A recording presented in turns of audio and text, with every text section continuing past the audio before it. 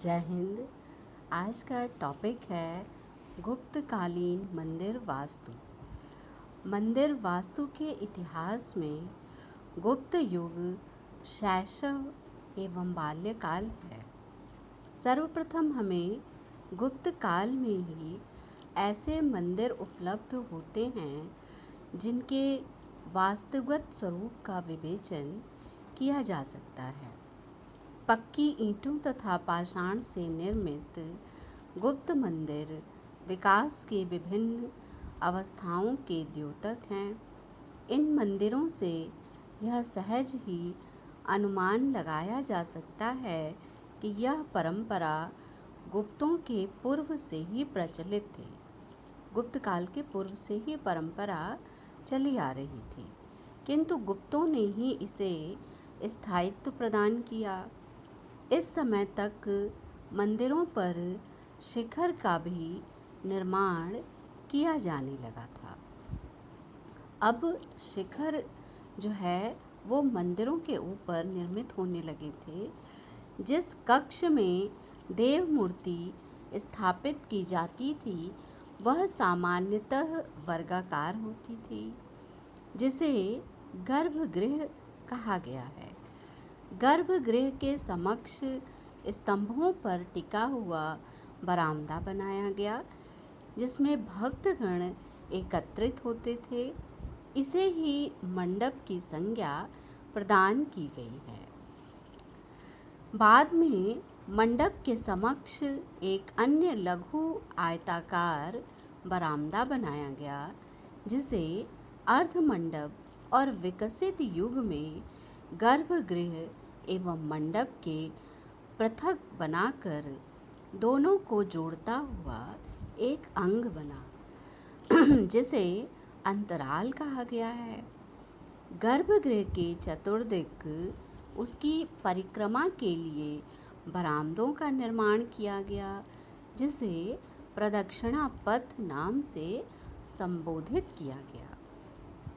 इस प्रकार गर्भगृह, अंतराल, मंडप, अर्धमंडप तथा प्रदक्षिणा पथ मंदिर वास्तु के प्रमुख आधार अंग हैं, जिनकी अधिकांश विशेषताएं गुप्त मंदिरों में भी प्राप्त होती हैं।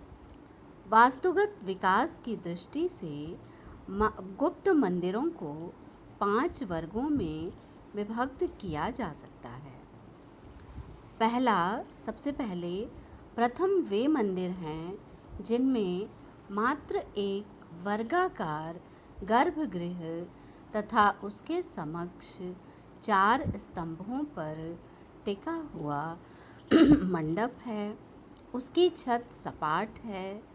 दूसरा, द्वितीय वर्ग के वे मंदिर हैं जिनके वर्गाकार गर्भगृह की छत सपाट है, सामने स्तंभों से युक्त मंडप है, गर्भगृह के चतुर्दिक ढका हुआ प्रदक्षिणा पथ है तथा गर्भगृह के ऊपर द्वितीय भूमि भी निर्मित है। गर्भगृह के ऊपर जो है वो एक प्रकार से द्वितीय भूमि तल का निर्माण किया गया है। तीसरा, तृतीय वर्ग के मंदिरों में गर्भगृह एवं मंडप के साथ ही गर्भगृह के ऊपर लघु शिखर, छोटे छोटे शिखर निर्मित किए गए हैं। चतुर्थ वर्ग के मंदिर परंपरा के विपरीत आयताकार हैं, जिनका पृष्ठभाग अर्धवृत्ताकार तथा छत गज पृष्ठाकार है। उसकी छत गज पृष्ठाकार अर्थात हाथी की पीठ के समान उसका आकार है। पंचम वर्ग के मंदिर वृत्ताकार हैं, जिनके चारों ओर 4 प्रवेश द्वार बने हैं। अब इनका वर्णन विस्तार से करते हैं। सबसे पहले प्रथम वर्ग के मंदिर विकास की प्रथम स्थिति के द्योतक हैं। प्रारंभ में संभवतः मात्र एक वर्गाकार गर्भगृह बनाया जाता था। बाद में उसके प्रवेश द्वार के स्थान पर एक लघु मंडप स्तंभों पर आवृत बनाया गया। उसकी छत पर कोई उभार नहीं है, जो पूर्णतः सपाट है। मंदिर वास्तु की ये विशेषताएं परवर्ती मंदिरों के लिए अनिवार्य अंग बनी हैं। सांची का 17वां मंदिर इस वर्ग का प्राचीनतम उदाहरण है। तिगवा तथा एरण मंदिरों में इनका किंचित विकसित रूप प्राप्त होता है। सांची मंदिर में अत्यंत ही साधारण ढंग से वर्गाकार गर्भगृह है, जिसके समक्ष 4 स्तंभों पर टिका मंडप है। मंडप एवं गर्भगृह दोनों की छतें सपाट हैं। मंडप और गर्भगृह की जो छत बनाई गई है वो दोनों ही छत एकदम सपाट है। इसके बाद तिगवा के कंकाली देवी मंदिर में स्तंभों को अलंकृत करने का प्रयास किया गया। विंसेंट स्मिथ ने इसे समुद्रगुप्त के काल की कृति माना है। यह मंदिर 12.5 फीट के वर्ग के मध्य है, जिसमें 8 फीट वर्ग का गर्भगृह है। सामने 7 फीट का बरामदा या मंडप निकला है। मंडप के स्तंभ गुप्त मूर्तिकला की शैली में निर्मित हैं। स्तंभ के शीर्ष पर कलश, उसके नीचे अनेक कोणों की यष्टि तथा आधार पीठिका है। कलश के ऊपर सिंह मूर्ति है। स्तंभों के अलंकरण के साथ ही गर्भगृह की दीवारों को अलंकृत करने के लिए प्रवेश द्वार के अतिरिक्त 3 और छज्जे निकले हैं। इसका प्रवेश द्वार भी अलंकृत है। द्वार के ऊपर स्तंभों की आकृति में तोरण निर्मित है, जिसमें कच्छप पर आरूढ़ यमुना तथा मकरारूढ़ गंगा की मूर्तियां अंकित हैं। गंगा यमुना की मूर्ति परवर्ती युग में अधिकांश प्रवेश द्वार के ऊपर प्राप्त होती हैं। एरण के विष्णु एवं वराह मंदिरों में मंदिर का आधार आयताकार है। गर्भगृह के समक्ष मंडप में 4 स्तंभ हैं, जिनके शीर्ष तोरण का निर्माण करते हैं। मंडप के सम्मुख सोपान बने हैं। गर्भगृह की दीवारें सादी हैं, किंतु मंडप के स्तंभों के शीर्ष तोरण की भांति चतुर्दिक तोरणाकृतियां बनी हैं, जिनसे मंदिर के सौंदर्य में वृद्धि होती है। स्तंभ एवं प्रवेश द्वार पूर्णतः अलंकृत हैं, किंतु दीवारें सादी हैं। उपर्युक्त रचनात्मक मंदिरों की भांति चंद्रगुप्त द्वितीय के काल में उदयगिरी की पहाड़ियों में गुफाओं का निर्माण किया गया। प्रथम वर्ग के मंदिरों की शैली से यह स्पष्टतः ज्ञात होता है कि गुप्त कलाकार मंदिर वास्तु में भी अभी प्रशिक्षण प्राप्त कर रहा था। गुप्त कलाकार जो था वो अभी उसका प्रशिक्षण लगभग चल रहा था, वह सीख रहा था। मूर्तिकला में दक्ष होने के कारण वास्तुगत सौंदर्य पर विशेष ध्यान दिया गया। दूसरा, गुप्त युग के द्वितीय वर्ग के मंदिर प्रथम वर्ग के मंदिरों के विकसित रूप हैं। उस समय मंदिर द्विमंजिले बनाए गए, जो प्रदक्षिणा पथ से युक्त होते थे। इस वर्ग की विशेषताएं नचना कुठार के पार्वती मंदिर, भूमरा के शिव मंदिर तथा ऐहोल के लाड़ खान और कोंदगुडी एवं मेघुती मंदिरों में देखी जा सकती है। ये सभी मंदिर मुख्यतः शैली की दृष्टि से एक समान हैं, मात्र किंचित बाह्य विभिन्नताएं दृष्टिगत होती हैं। मुख्य वर्गाकार गर्भगृह के चतुर्दिक एक विशाल वर्ग है जिससे प्रदक्षिणा पथ का निर्माण होता है।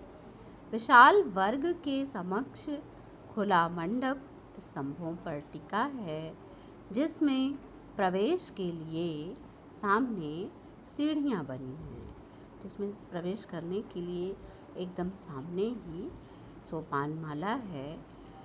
सोपानमाला को ही सीढ़ियां कहा जाता है। प्रदक्षिणा पथ की दीवार में प्रकाश के लिए झरोखे बने हैं।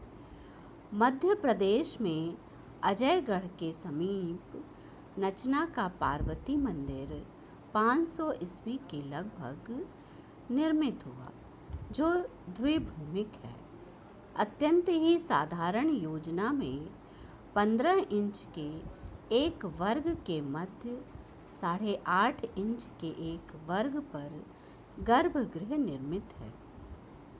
संपूर्ण रचना 35 इंच के एक वर्गाकार उच्च अधिष्ठान पर आधारित है। सामने 12 इंच चौड़ा मंडप है जिसमें प्रवेश के लिए सीढ़ियां बनी हैं। सामने गर्भगृह तथा दोनों के किनारे के प्रदक्षिणा पथ में प्रवेश के लिए 3 प्रवेश द्वार बने हैं। गर्भगृह के ऊपर विशाल वर्ग को छोड़कर द्वितीय भूमि निर्मित है जिसकी छत सपाट है। भूमरा का शिव मंदिर इसी शैली में किंचित परवर्ती है। इस मंदिर में प्रवेश सोपान के दोनों किनारे 2 छोटे मुख्य मंदिरों की शैली में ही निर्मित हैं। परवर्ती युग में मुख्य मंदिर के चारों कोणों पर 4 लघु मंदिर बनाकर पंचायत मंदिरों का निर्माण किया गया है, जिसका प्रारंभिक रूप भूमरा के त्रयायतन मंदिर में दर्शनीय है। कलाकार ने मंदिर की ऊंचाई की वृद्धि के लिए इसे द्विभूमिक बनाया है। इन मंदिरों का अंत दीवारों को प्रारंभिक गुप्त मूर्तियों से अलंकृत किया गया है। स्तंभ अपनी विशालता एवं सरलता के लिए विख्यात है।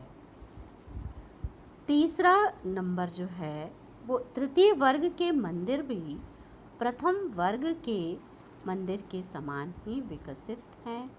सामान्य योजना पर निर्मित इन मंदिरों के गर्भगृह पर एक लघु शिखर का निर्माण किया गया है। धार्मिक जगत में जिस प्रकार उच्च से उच्चतर पहुँचने की महत्वाकांक्षा होती है, उसी प्रकार वास्तु कलाकार भी मंदिर की ऊंचाई के लिए सतत प्रयत्नशील था। बृहद संहिता एवं मत्स्य पुराण में मंदिरों को कैलाश की भांति ऊंचा कहा गया है। संभवतः देवताओं के उच्च निवास के आधार पर ही शिखर के माध्यम से मंदिरों की ऊंचाई में वृद्धि करने का प्रयास किया गया है। इस वर्ग के देवगढ़ का दशावतार मंदिर, नचना कुठार का महादेव मंदिर, भीतर गांव का ईंट का मंदिर तथा बोध गया का महाबोधि मंदिर प्रमुख है। झांसी में देवगढ़ का दशावतार मंदिर इस वर्ग का प्रमुख उदाहरण है। इस शिव मंदिर का शीर्ष भाग खंडित है, फिर सभी अवशिष्ट मंदिर अपनी विशेषताओं से विकसित गुप्त मंदिरों के प्रतिनिधित्व में पूर्णतः समर्थ हैं। पिरामिडाकार शिखर से युक्त यह मंदिर 40 फीट के लगभग ऊंचा रहा होगा। 5 फीट के अधिष्ठान पर यह मंदिर 18 फीट के वर्ग पर निर्मित है। अधिष्ठान पर पहुंचने के लिए चारों दिशाओं में 4 सोपान माला है। अधिष्ठान में चारों ओर आले बने हैं जिनमें मूर्ति पट्टियाँ प्राप्त होती हैं। गर्भगृह की दीवार में 3 ओर मूर्ति युक्त आले बने हैं। चतुर्थ दिशा में भव्य प्रवेश द्वार निर्मित है। अधिष्ठान के ऊपर चतुर्दिक स्तंभों के चिन्ह हैं, जिस आधार पर कनिंघम ने यह धारणा व्यक्त की थी कि गर्भ के चतुर्दिक 4 स्तंभों पर टिके मंडप रहे होंगे, जिनसे मूर्ति युक्त आलों की सुरक्षा होती रही होगी। Professor R.D. बनर्जी ने तो यहाँ तक कहा है कि संपूर्ण अधिष्ठान स्तंभ युक्त मंडप से ढका रहा होगा। यद्यपि मंदिर की वर्तमान स्थिति से कोई निश्चित अनुमान नहीं लगाया जा सकता, किंतु अधिक संभव है कि चतुर्दिक मात्र मध्य मंडप ही रहे हों। इस मंदिर का प्रवेश द्वार सर्वाधिक आकर्षक है। अजंता गुफाओं की भांति तोरण द्वार के ऊपरी चौखट से छज्जा निकला है। प्रवेश द्वार की ही आकृति गर्भगृह की अन्य 3 दीवारों के मध्य में प्राप्त होती हैं। वास्तुकलाकार ने उपयोगिता के आधार पर द्वाराकृति की मूर्ति की रक्षा के लिए अन्य मंडपों का निर्माण किया होगा। आज के लिए इतना ही। धन्यवाद। जय हिंद।